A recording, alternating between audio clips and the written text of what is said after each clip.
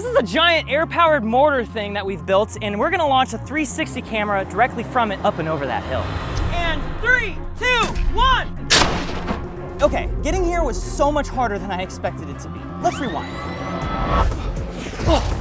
I wanted to simulate a super jump. You know, kind of like how the Hulk can jump really far across canyons and over hills. I'm just fascinated by the idea of using your body as a projectile. In fact, a super jump was one of the first VFX shots I ever made. But what would the POV of that jump look like? Check out the scene from the movie 13 Hours.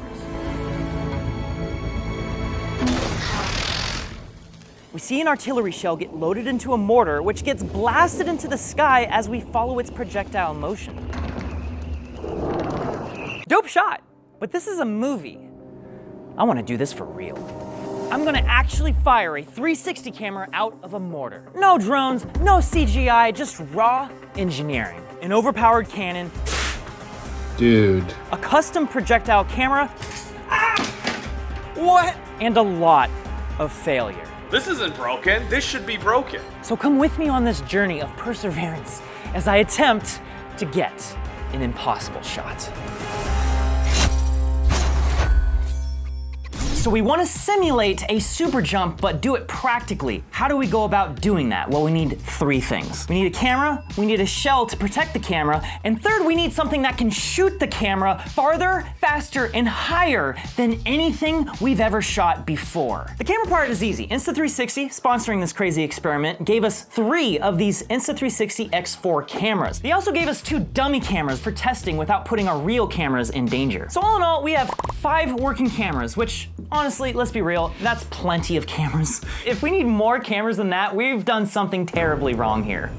But here's the thing about 360 cameras. They see everything, almost. They don't see the selfie stick that you hold the camera with, and that's because these 2 lenses are recording 2 images that get stitched together. And where that stitch line is a little bit of a gap that we can hide stuff within. So what I have to design needs to stay within this plane of invisibility as much as possible so that it doesn't obstruct the shot. For the final part of this build, we need an air cannon that is so powerful, it essentially becomes a mortar. But I don't know how to make a powerful air cannon like this, so we need to bring in an expert. My buddy, Erik Beck, who you might actually recognize from the OG YouTube channel, Indie Mogul. This guy builds some of the most insane machines that you've ever seen. He's an animatronics expert. He made a punching machine that can knock off heads. I think Erik will be the perfect person for this job. And I think he's here now.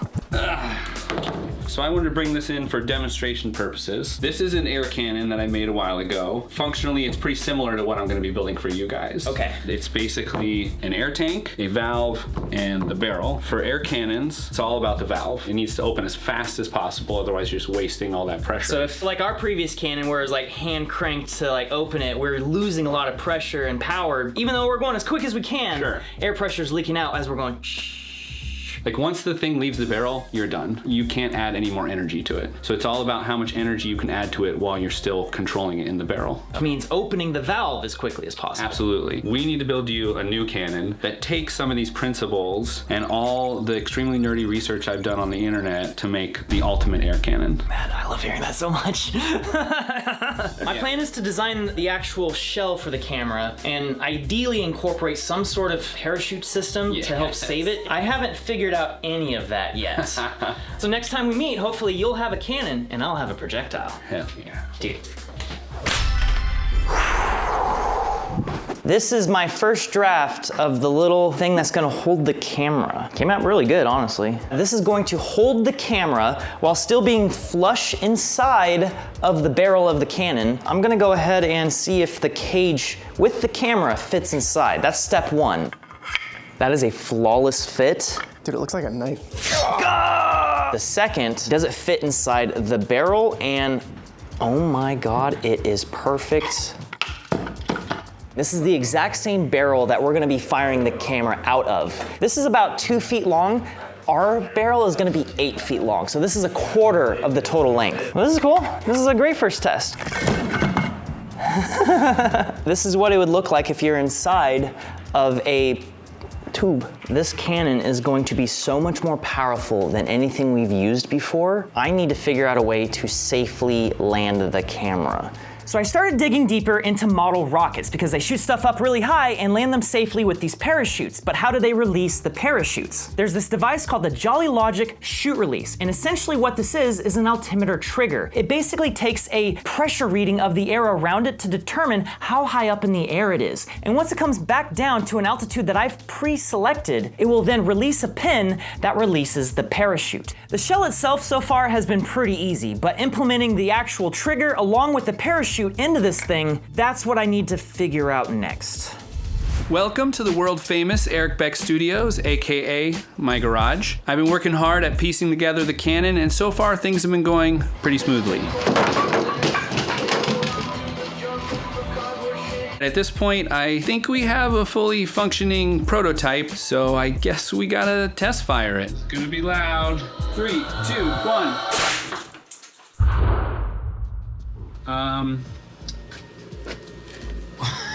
Here's the middle of the door. Holy shit. If I didn't already lose my deposit on this place, I did now.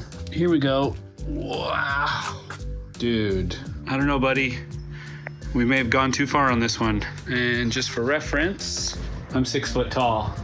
While Erik works on that, let's talk about the 360 camera we're using on this project. And the reason why I'm really excited about this is because it shoots 8K resolution now. This is the best 360 camera I've ever used, because you can actually open this stuff up on your phone or your computer. And I love being able to use my phone because I can organically just kind of like aim my phone through the 360 footage like I'm actually filming for real. Fortunately, you don't even have to download the footage to your phone anymore. Instead, you stream it directly from the camera to your phone, but also you can trim parts of the video. I can literally go through, trim this one moment here, trim the other moment over there, and then I can export just those 2 moments as one video file instead of exporting the entire 5-minute video clip. One of the biggest problems with using a 360 camera in general is that the lenses are very exposed, and Insta360 actually delivered a solution here. See these little notches around the lens? I could put a lens guard over it and it clicks in like a regular lens filter on a camera. And these ones are like the premium glass ones, so they're actually really nice. These are gonna come in real handy when we're shooting them out of a frickin' mortar. And of course, it wouldn't be a proper action camera without being waterproof up to 10 meters. So if we accidentally shoot this into like a pond or a river or something, it'll at least like not drown. So yeah, we're working with a really nice camera, which means it's very important that we land this thing safely.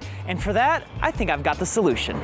Rocket fairings. We're gonna put the parachute on top. Fairings are essentially 2 pieces that sit at the end of a rocket that open up to deploy a payload while also still protecting it on its flight upwards. I'm gonna use the same concept to deploy my parachute. So this is what I came up with, and I gotta say, I'm pretty proud of this. So we got each half of the fairing here, and they hook on top, but like, they come apart pretty easy. Once you hook these 2 together and put the parachute inside, this actually sits right on top of the frame here and doesn't open. And that's the point of the shoot release here that I've designed into here. It's at an angle, so the rubber band goes up and over the whole thing and attaches here, holding it shut. Once the trigger releases the rubber band, it flies up and over, allowing this to just simply fall out, releasing the parachute and allowing the camera to land safely on the ground. So you put the camera inside the cage inside of this, secure with some screws, secure with a long threaded screw down the center, then you attach the parachute, and you stuff that all inside the fairing here, and you put the rubber band up and over. Whew. And now you got a working Projectile 360 camera. In theory, I don't know for a fact that this is gonna work, and that's why we need to test this thing.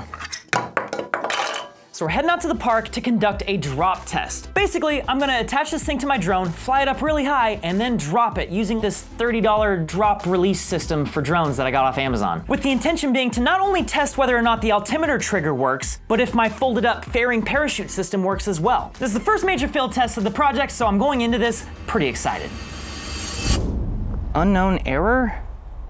That's when we hit the first major setback of the project. The drone stopped working for some reason. I couldn't tell you why. So here we are in the middle of a park trying to do a test, and we couldn't even start the test because of something that was outside of my control. So sure, we're kneecapped before we could even do anything, but I'm not letting it get to me. This is f***ing bullshit. All right, let's head back. But then I remembered that I have another drone in my car. I just didn't consider it because it's small, so I'm not even sure it can lift this thing. And even though I thought this probably wouldn't work, I needed to try. I didn't want to give up on the day.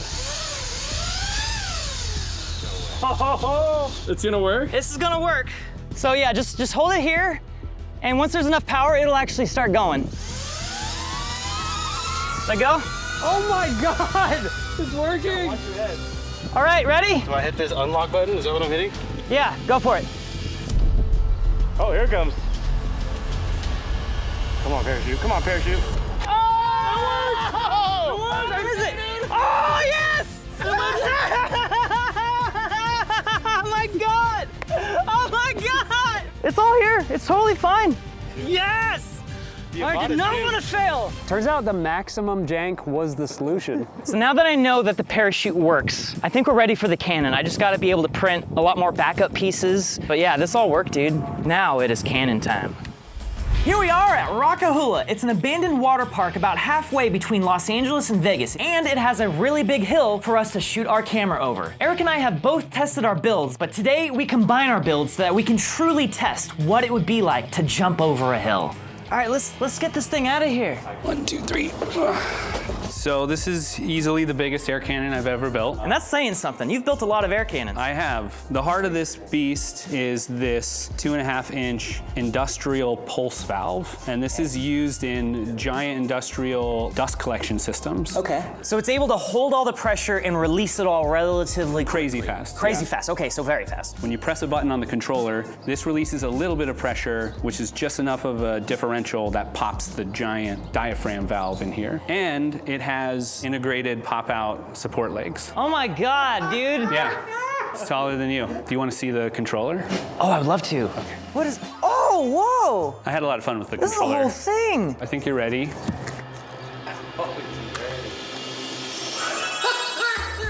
So the key goes right there. So this is your pressure gauge. That is arm. This is Go ahead and press that arm. one. The button lights up. And then you flip up, and then that's now your hot. You can press it, and it'll fire. This is so much more than I was expecting for this. Got a little like corridor themed little cap here too. That was the favorite. That was the last minute edition. Erik, I think you did an amazing job with this. I am now more stoked than ever to actually fire this thing. I think we should kind of like scope out the area a little bit here. I think we should try to figure out where our first shot should be. I was thinking we can maybe set up the cannon like right down there. It fires up and over this hill, and it should just glide down somewhere in that area up there. When you said hill, I imagined it much smaller. Oh, this is a lot bigger than you were thinking? No, it's awesome. All right, are we ready? I'm gonna hit roll on this. Grab the stuffer. I can see it going down. Oh my God. Hi, little buddy. It is now loaded. I'm gonna do 3, 2, 1, go. And 3, 2, 1. Exactly what I hoped wouldn't happen happened. The thing broke up on exit. It seemed like it came apart really quick, and then like there was a lot of drag. I mean, it's got to do better than the first one, right? I know. It's probably Wren's fault. Yeah, it's my fault. So multiple things went wrong. Basically what happened is that the rubber band just straight up came off of the thing on exit. Oh, and it looks like it actually ripped the parachute. For test number 2, Erik's gonna fix and reinforce the parachute. I'm gonna stick with the rubber band system here, but I'm gonna use some tape to hopefully keep it together through the launch. Well, I'm not feeling particularly great right now, but I haven't given up yet. Ready? Ready. And 3, 2, 1.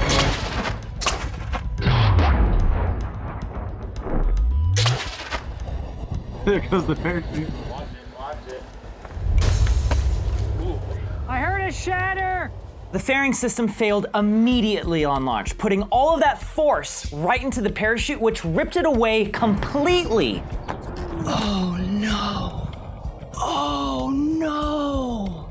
Why did I have to land here and not like in the dirt? The dirt is right here, dude. I'm so sorry, Insta360. This was supposed to work. So now we are down 2 cameras out of the 5 that we started with. Also, we've been out here for hours at this point and we still don't have a single shot. I'm feeling the pressure. I do not want to give up on the day. So I started thinking back to the crossbow video we did. For that video, I didn't have any sort of parachute system. I just put a little bumper on the end of it to protect it from the ground. So I taped up a bag and I taped it to the front of the camera. I know it's jank, but I'm hopeful that it'll do enough to protect the camera so that I can at least get the footage out of it. That's all I need. I just need to get one shot of jumping over a hill. I mean, this is basically our last chance to get a shot today. Otherwise, man, I don't even know, dude. Wait, did I hit roll? I think I did. Yeah.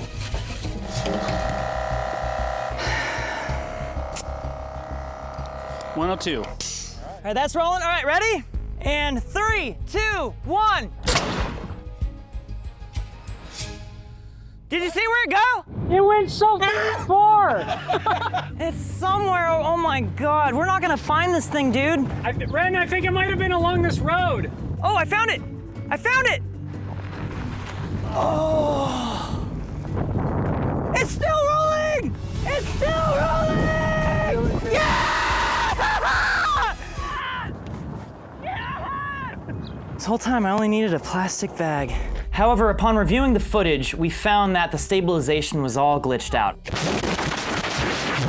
I think the hard landing it took messed up that data somehow, and it just ruined the shot completely. Yeah, that didn't work out as planned. We either just live with what we got one shot, that kind of works, or we somehow delay this video a week so that I can figure out a safer way to land the camera. We could end this video here. We could end the video like that. But to me, that is giving up, and I hate giving up. You know, I thought the Nerf drone was a really complex build, but this is quickly turning into something that was significantly more challenging to design. I know I say that every time. It's just, why is it always true? I mean, it worked on the test drop, but dropping and then opening is very different than getting shot out of the cannon at 100 miles an hour. Oh, what's up, Freddie? Well, the first test didn't work. So we're chewing through cameras, and my design, I'm basically just restarting from the beginning. Why don't you make a fake camera first? I did. Well, this isn't broken. This should be broken. There's something in your work methodology. It's not the order of operations. It's not correct. Do it with this a bunch of times, then do it. We really wanted the shot. That's true. I'll tell you what, though. This shot, this one gets you views. This angle, you got the clip from this, right? I don't think so. The SD card from this one, there's just no file on the card. And it's so hard the file fell out. Yeah, that's what I'm up to. That was a fun, happy accident. I love Freddie. Freddie's great. I'm just feeling a little discouraged right now. I was so confident in my idea, and it just really hurts when it becomes so quickly obvious that my design was garbage. Erik's Canon worked perfectly, but that's because he's frickin' Erik Beck, dude. But I made Nerf drone, and I do not give up. So I'm gonna continue redesigning this, I'm gonna continue printing iterations, I'm gonna continue testing it, and the next milestone I have is to do a drop test. Again. Drop test day number 2, we're back at another park here. I think I have a design that is gonna work. I actually have a cavity at the bottom of the whole thing, which is where the parachute goes. There's just enough friction that it doesn't fall out on its own. So I added a little air scoop right here that you can see. The idea here is that as this is falling, enough wind is gonna go inside of the scoop to blow the parachute out. I hope. I'm starting to have a lot of doubts. So I'm gonna actually tape a ribbon to the end of this right here, and that'll be secured with the parachute. But once this goes, the ribbon will just immediately fall out, and I'm hoping there will be just enough drag on the ribbon to pull the parachute the rest of the way. Okay. I got really nervous all of a sudden. I had so much confidence coming out here, and now I'm nervous. All right, Austin, I need you to hold this. Okay. All right, ready? I guess so. And off it goes. I don't even see it up there. Where is it? Yeah, I have no idea. Okay, it's stable. 3, 2, 1. Oh, there it goes! There it goes! There it is! There it is!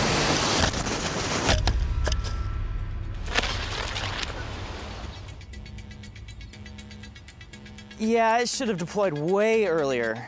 Oh, dude.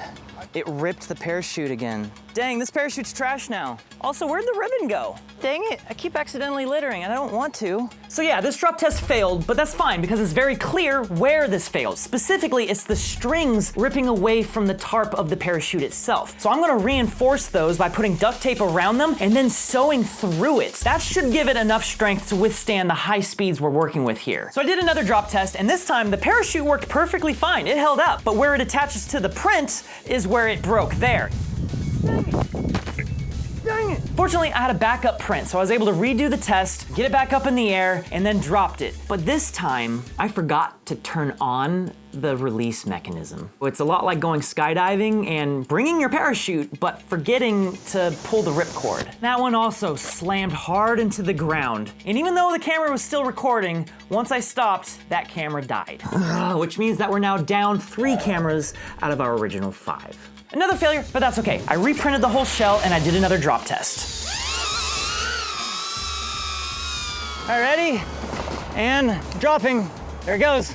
Oh no, oh no. Oh. Parachute must have just been too snug inside that cavity. So I guess the ribbon was not enough drag to pull the parachute out. That means I need more drag. I need a mini parachute for the big parachute. That's what we call a drogue. So using the old ripped parachute, I cut out a small parachute within that, I reinforced it in the same way, and I attached it to the top of the parachute to go out for another drop test. Because god dang, we need to get this thing to work. All right, ready? I see it.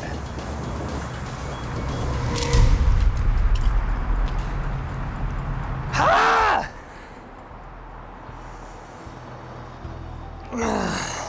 Here's the thing, tomorrow's the day. There is no more time for testing. Tomorrow we are shooting this out of the mortar, regardless of whether or not we have a successful test. Obviously we did not, but I'm confident enough that this will work well enough that we'll get a workable shot. And that's all I need right now. It's very frustrating having this many failures back to back to back. So that did... Are you serious? Did that just happen? But here's the thing about experimentation. Failure when testing is not actually failure if you learn something from it. I was able to incorporate what I learned from each of these failures into the next iteration. So even though I kept failing, I kept improving to the point that even though we're no longer testing anything, I don't see how this isn't gonna work. Here we go. This is the final prototype. We're up here on top of a large levee. We got the Canon down there. We're gonna fire it up and over the levee and out into the wilderness. No one's out there. It's gonna be safe. Yeah, at this point, I need a win, so I'm ready to get into it. Let's do it. I'm excited. I'm super impressed with all Wren's redesigns. I'm optimistic, and I'm excited to fire the Canon again, just because it's fun. It's still nameless, though, so, you know, in the comments. Rolling on this thing. Please work. You ready? I'm ready. Okay, 3, 2, 1, go! Yes! Yes! I lost it. Where'd it go? I don't know.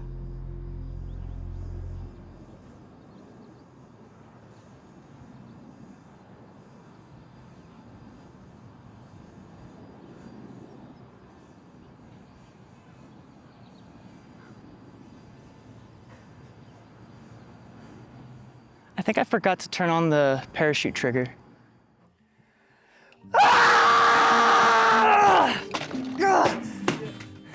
There's no way I'm gonna find this. This is literally my worst nightmare come true. That's like the worst thing I could have possibly done. It is literally the worst thing.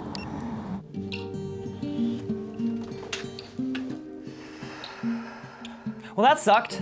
This time it was not a failure of design, it was a failure of me, my brain. Because the parachute didn't deploy, we weren't able to see where it actually went. Based on how far it shot in Rock-A-Hula, a little over 900 feet, I was able to pretty accurately guess where it should have landed, and I scoured that entire area. We spent hours looking. I even went back the next morning with my wife to continue searching, and with all of our combined efforts, we still could not find it.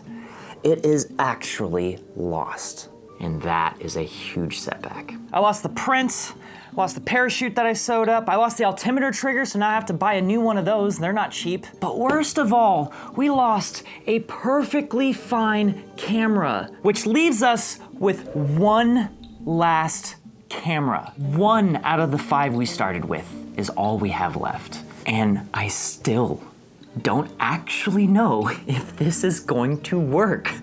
I mean, if you want to try to find it, feel free. Here's the GPS coordinates for the location that I think it fell in. It's all yours. Keep it. I don't care anymore. But maybe just like send me the SD card or the footage or something. I'd love to see it. So while we wait for the altimeter to arrive, I did some calculations because Erik actually shot some super slow-mo shots. He was shooting at 1,500 frames per second. That's 1, 2, 3, 4, 5, 6, 7. 7 frames to go the length of 480 centimeters. That comes out to 103 meters per second, which is, oh my God. Whoa. That is 230 miles an hour. This is by far the fastest we've ever shot anything before. The crossbow was close, but it didn't have enough energy to be able to project that much mass through the air that fast. This is super cool, but it would have been way cooler if we were able to actually recover the camera. This is the worst I've ever felt during a project before. At this point, we've come too far to give up, so the only thing left to do is to rebuild the whole thing and try one more time. I thought the stakes were high last week. They're legitimately high this week. I feel nauseous. I'm just so nervous. This time I have a checklist with all the important information on it, so I won't forget it. It's rolling. All right, good luck. My job is to be the spotter, and no matter what happens, even if it goes wrong, I need to know where this thing lands, so I'm gonna track this thing with my eyes. Okay, I'm set. Here we go. 3, 2, 1, go!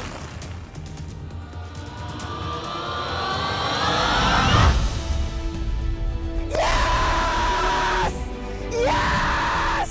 Yes!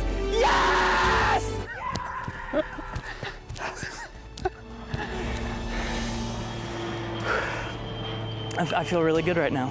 I was a little worried. It was dropping and dropping and dropping, and then the parachute deployed, and it worked. I felt like we witnessed magic. Wren took the weaves of failure that has made up his entire life, and he made a rope of success out of it.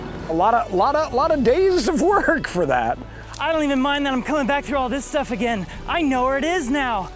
Yes! Yes, and it's still rolling! Yes! 2, 1.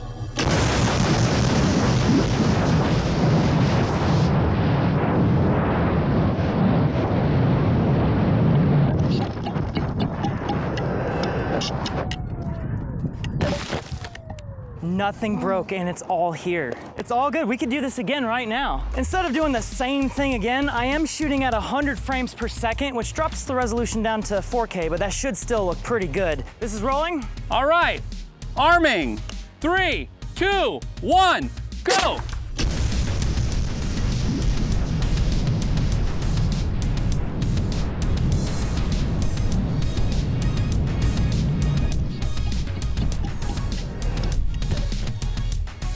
Yes! Yes! Did you see that? Yes, I did! Oh man. And it's pointed right at me, still rolling. Look at that. That worked perfectly. 1. Yes! Yes! It's stable. It's stable. This is perfect. Oh my God. Oh my God. Oh my God. This is the last month of my life. I know I say I don't give up, but like, if we're being honest, I got real close. But I'm really, really glad that I stuck with it and we got the shot. When I look at this pile of failed prints, I don't see a bunch of failures. I see a bunch of steps in the process of learning new skills. And I think I got there. Huge thanks to Erik for not only building an incredible piece of machinery, but also sticking with me to the bitter end. And also big thanks to Insta360 for being so patient. Also, we now just have a big Canon in the studio. Leave a comment down below suggesting what we should use it for next. Thank you so much for watching. I appreciate all of you. If you enjoy build videos like this one where I'm pushed to the brink of my sanity, check out this one where I build a Nerf drone and battle my friend Jan for air supremacy. Click it, enjoy, and I'll see you later.